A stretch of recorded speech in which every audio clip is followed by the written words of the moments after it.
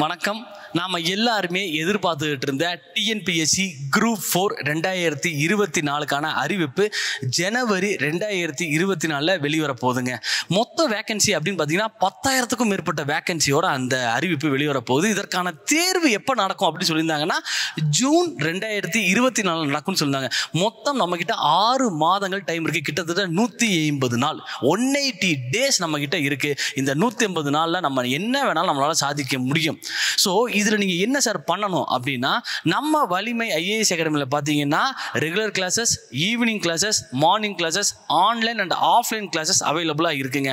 So முதல்ல கிளாஸில் வகுப்பில் ஜாயின் பண்ணுங்கள். எதுக்கு சார் கிளாஸில் ஜாயின் பண்ணணும் அப்படின்னா, நீங்கள் புக்கை படிச்சிடலாம்.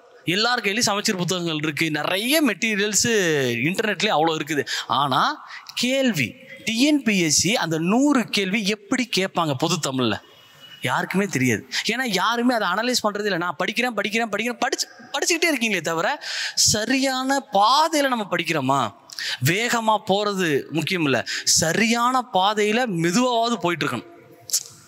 நல்லா நீங்கள் புரிஞ்சுக்க வேண்டியது என்னென்னா, வேகமாக போகிறது முக்கியம் இல்லை, சரியான பாதையில் நிதானமாக போனால் கூட சரியான பாதையில் போகணும். அப்போது அந்த சரியான பாதை, அந்த வழிகாட்டுதல் எங்கே நடக்கும் அப்படின்னு பார்த்தீங்கன்னா அகாடமிக்கில் தான் நடக்கும். ஏன்னா இங்கே இருக்கவங்க எல்லாருமே எக்ஸ்பீரியன்ஸ்டான ஆட்கள்.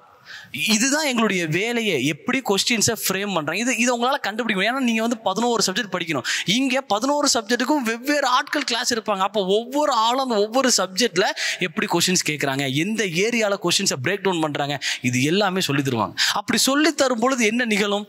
நிச்சயமாக உங்களால் 200 கேள்விக்கு 180 கேள்விகளுக்கு மேற்பட்ட கேள்வி உங்களால் சரியாக போட்ட முடியும். அப்படி போட முடியும் போது உங்களுக்கு என்ன கிடைக்கும்?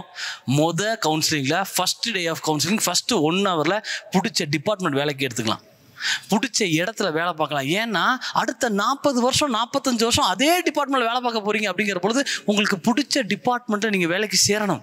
அதுதான் நோக்கம். எக்ஸாம் பாஸ் பண்ணுறது நோக்கங்களா? கிடையவே கிடையாது. நம்மளுடைய நோக்கம் என்ன? அரசு வேலை, மனசுக்கு பிடிச்ச வேலை, மகிழ்ச்சியான வாழ்க்கைக்கு என்ன தேவை அப்படின்னு பார்க்கும்போது பணம் முக்கியமாக சார் அப்படின்னா இல்லை, நாம் செய்யக்கூடிய செயல்கள் நமக்கு மகிழ்ச்சியானதாக அமையணும். நாம் செய்யக்கூடிய செயல்கள், பணம் எல்லார்ட்டும் இருக்குது. உலகத்தில் கோடீஸ்வரர் நிறைய பேருங்க, எல்லாரும் மகிழ்ச்சியாக இருக்காங்க கேட்டால் இல்லை.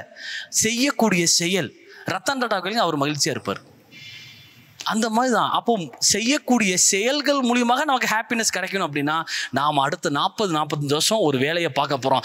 அந்த வேலை நமக்கு மனசுக்கு பிடிச்ச மாதிரி இருக்கணும். அது கிடைக்கணும் அப்படின்னா first day first 1 hour of கவுன்சிலிங்கில் நீங்கள் போஸ்டிங் வாங்கிட்டுன்னு எனக்கு மெசேஜ் அனுப்பணும் வாட்ஸ்அப்பில்.